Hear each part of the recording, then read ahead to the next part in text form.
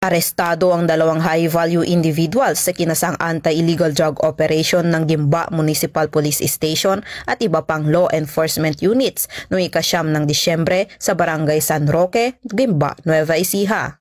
Kinilala ni Police Colonel Heril Dagit L. Bruno, Provincial Director ng Nueva Ecija PPO, ang mga suspect na sina alias Janjan, 39 anyos, binata, isang driver, residente ng Barangay Rafael Rueda, San Jose City, at alias RM, 33 anyos, binata, isa ding driver at residente naman ng Barangay Santo Niño First, San Jose City, Nueva Ecija.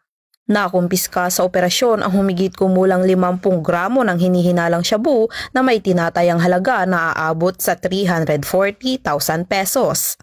Dinala na sa Gimba MPS ang mga suspect at ang mga nakuhang ebidensya para sa wastong dokumentasyon at karampatang disposisyon.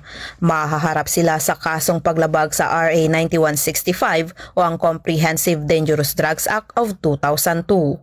Patuloy namang pinaiigting ng Nueva Ecija PNP ang kampanya laban sa ilegal na droga upang masiguro ang kaligtasan at kapayapaan ng komunidad. Mula dito sa Police Regional Office 3, ako ang iyong PNN Correspondent, Patrolwoman Jilly Advincula Peña, alagad ng batas, tagataguyod ng Balitang Pulis.